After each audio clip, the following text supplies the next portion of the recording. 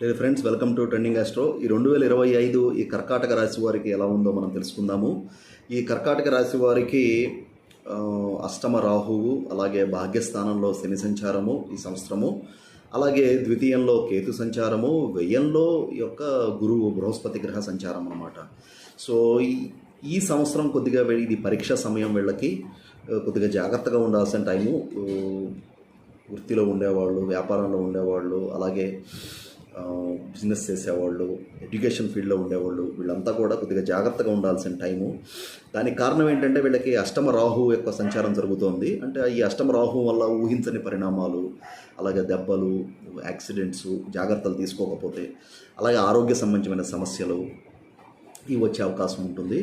అలాగే ఈ యొక్క గురువు ఏ స్థానంలో ఉండటం వల్ల ఈ సంవత్సరం వీళ్ళకి ఇన్వెస్ట్మెంట్స్కి సరైన సమయం కాదు.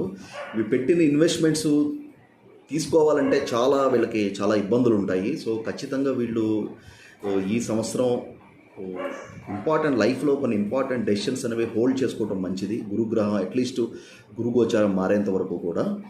అలాగే వీళ్ళకి 9వ స్థానంలో శని ఉండటం వల్ల సో ఈ ఉద్యోగంలో ఉండేవాళ్ళు, వృత్తి వ్యాపారాల్లో ఉండేవాళ్ళు నెక్స్ట్ లెవెల్కి వెళ్ళడానికి చాలా కష్టపడాల్సి వస్తుంది. అంటే అంత ఈజీ కాదనమాట. భాగ్యస్థానంలో 9 ఉండటం, 9వ స్థానంలో శని ఉండటం వల్ల. కాకపోతే ఏంటంటే 9వ స్థానంలో శని ఒక డిటర్మినేషన్ని, కొన్ని సంస్కారాలని, ఒక డిసిప్లిన్ ఇస్తాడు. దాన్ని కనుక వీళ్ళు తీసుకుని ముందుకెళ్తే కొంతవరకు కూడా వీళ్ళు సంస్కరించుకోవచ్చు వీళ్ళ జీవితాన్ని ఇక్కడ.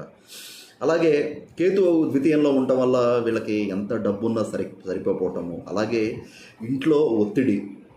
అంటే లైఫ్లో వీళ్ళు ఎప్పుడూ చూడని ఒత్తిడి చూస్తూ ఉంటారు అన్ని కోణాల్లో కూడా. ఇంటి బాధ్యతలు నెత్తి మీద పడిపోతాయి. వీళ్ళకి తలకాయలా తిప్పుకోవడానికి సమయం ఉండదన్నమాట ఆ కేతువు ద్వితీయంలో ఉండటం వల్ల. అలాగే డబ్బు ఎప్పటికప్పుడు నీళ్ళు ఖర్చు అయిపోతూ ఉంటుంది.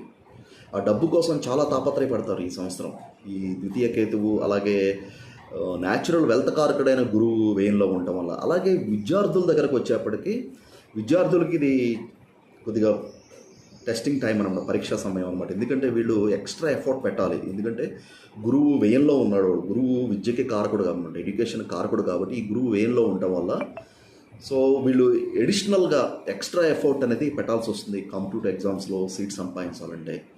అలాగే వీళ్ళ డిటర్మినేషను, పట్టుదలతో ఉండాలి. పాజిటివిటీని లూజ్ చేసుకోకూడదు అనమాట.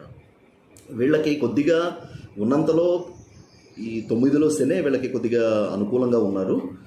అలాగే ఈ యొక్క కేతు మహాదశ, రాహు మహాదశ వాళ్ళు, అలాగే గురు మహాదశ నడిచేవాళ్ళు తాత్కాలిక గోచారం బాగోలేదు కాబట్టి జప హోమాలు, రెమెడీస్ చేసుకోవటం అనేది వీళ్ళకి మంచిది. So friends, thank you.